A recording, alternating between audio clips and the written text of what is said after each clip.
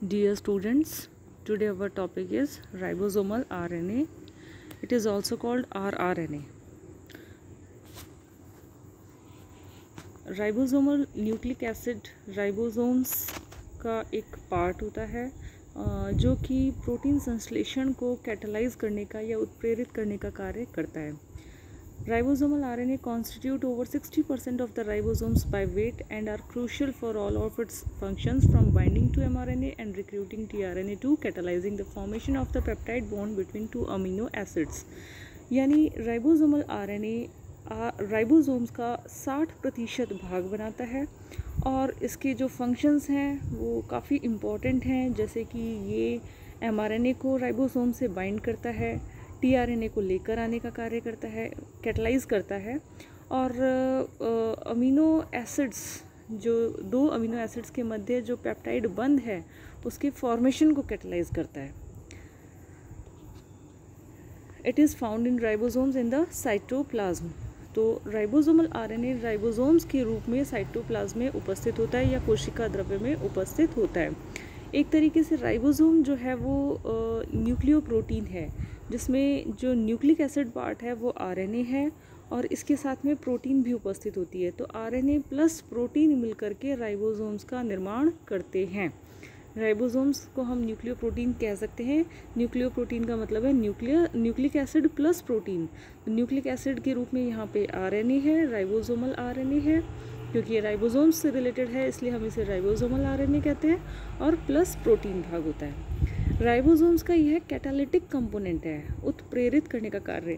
वैसे मोस्टली जो कैटालिसिस का जो काम होता है वो एंजाइम्स का होता है, लेकिन यहाँ पर ये कैटालिसिस या किसी रिएक्शन को उत्प्रेरित करने का जो कार्य है वो आरएनए कर रहा है. एक तरीके से हम इसे राइबोजाइम भी कह सकते हैं, क्योंकि ये कैटालिसिस कर रहा है कुछ रिएक्शंस को. The size of ribosomes is expressed in the terms of S units based on the rate of sedimentation in an ultracentrifuge.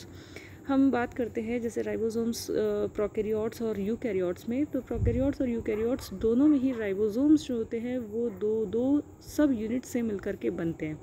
Normal condition में कोशिका द्रव्य में, यानी सामान्य अवस्था में कोशिका द्रव्य में बड़ी इकाई और छोटी इकाई अलग अलग रहते हैं, लेकिन जब प्रोटीन संश्लेषण होना शुरू होता है तब दोनों इकाइयाँ एक साथ आ जाती हैं, असेंबल होती हैं, संगठित होती हैं और राइबोसोम पूरी यूनिट के रूप में यूनिट के रूप में कार्य करता है, जिसके बीच में mRNA आ जाता है और tRNA आ जाते हैं. तो ये जो जैसे कि प्रोकैरियोट्स में जो दो सब यूनिट्स हैं, छोटी इकाई और बड़ी उप इकाई, तो छोटी इकाई 30S की होती है और बड़ी उप इकाई 50S की होती है. इसी तरीके से यूकैरियोट्स में जो राइबोसोम्स हैं वो भी दो इकाइयों के मिलकर के बनते हैं. जो छोटी उप इकाई है वो 40S की होती है और बड़ी उप इकाई जो है वो 60S की होती है.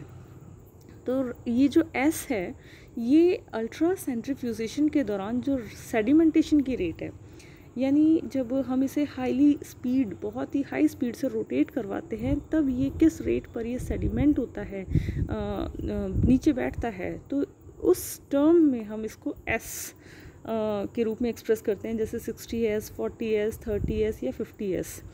इसे स्वेडबर्ग यूनिट भी कहा जाता है. It constitutes about 80% of the total cellular RNA. जितना कोशिका में आरएनए उपस्थित है उसका 80% या 80% भाग जो है वो राइबोसोमल आरएनए का होता है. The functions of rRNA is binding of mRNA and tRNA to ribosomes in the cytoplasm. तो ये जो राइबोसोमल आरएनए है ये साइटोप्लाज्म में राइबोसोम्स से mRNA और tRNA को जोड़ने का कार्य करता है प्रोटीन संश्लेषण के दौरान. तो ये राइबोसोम्स का एक कैटालिटिक कंपोनेंट होता है. जो प्रोकैरियोटिक राइबोसोम्स है उसके अंदर जो राइबोसोमल आरएनए की बात अगर हम करें तो 3 प्रकार के राइबोसोमल आरएनए इसमें उपस्थित होते हैं, 16S, 23S और 5S.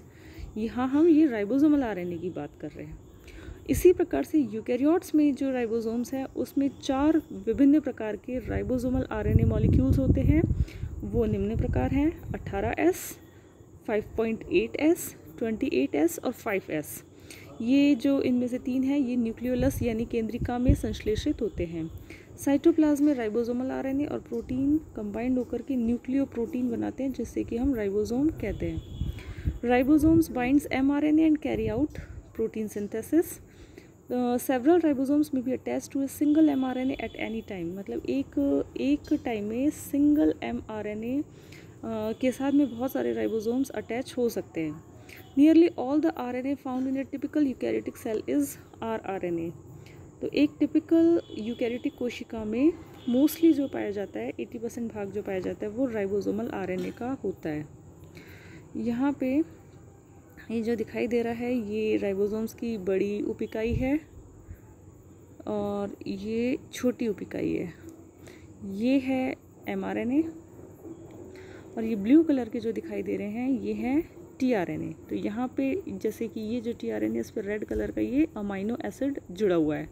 राइबोसोम्स में दो पॉकेट्स होते हैं जिन्हें हम ए साइट और पी साइट कहते हैं. ए का मतलब है एक्सेप्टर साइट और पी का मतलब है पेप्टिडाइल साइट. ए साइट पर अमीनो एसाइल tRNA आकर के जुड़ते हैं, मतलब वो tRNA जिनके ऊपर अमीनो एसिड है. तो अमीनो एसाइल tRNA ए साइट या एक्सेप्टर साइट पर आकर के जुड़ते हैं और पी साइट पर अमीनो एसिड्स के बीच में पेप्टाइड बॉन्ड बनता है.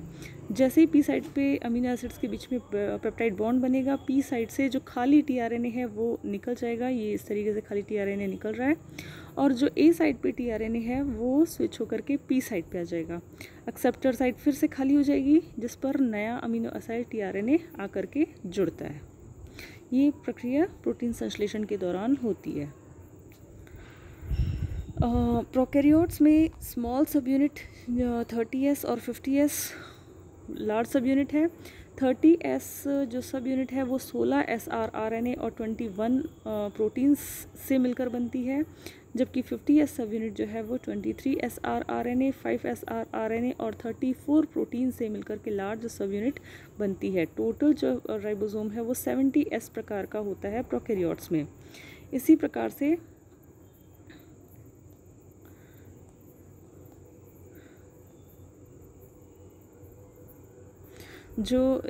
जो यूकैरियोट्स है उसमें जो छोटी सब यूनिट है वो 18 srRNA और 33 प्रोटीन से मिलकर के बनती है, जबकि लार्ज सब यूनिट 60S सब यूनिट जो है वो 3 प्रकार के राइबोसोमल आरएनए यानी 28S ribosomal RNA, 5.8S ribosomal RNA, 5S RNA और 15 प्रोटीन्स से मिलकर के बनती है.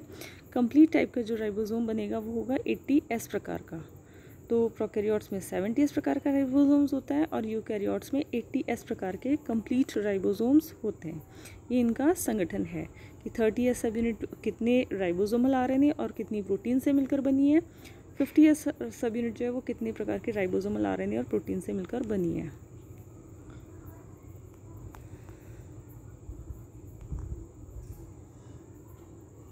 राइबोसोम्स जो हैं वो एंडोप्लाज्मिक रेटिकुलम से कोशिका द्रव्य में जुड़े रहते हैं. जो एंडोप्लाज्मिक रेटिकुलम में राइबोसोम्स जुड़े होते हैं उन्हें हम रफ एंडोप्लाज्मिक रेटिकुलम कहते हैं और जिन एंडोप्लाज्मिक रेटिकुलम में राइबोसोम्स नहीं जुड़े हुए होते हैं उन्हें हम स्मूथ एंडोप्लाज्मिक रेटिकुलम कहते हैं. तो राइबोसोम्स की उपस्थिति के आधार पर एंडोप्लाज्मिक रेटिकुलम या अंतःप्रद्रवी जालिका दो प्रकार की होती है, स्मूथ और रफ. रफ में राइबोसोम्स उपस्थित होते हैं, स्मूथ में राइबोसोम्स एब्सेंट होते हैं. इनके कार्य भी अलग अलग प्रकार के होते हैं. Thank you.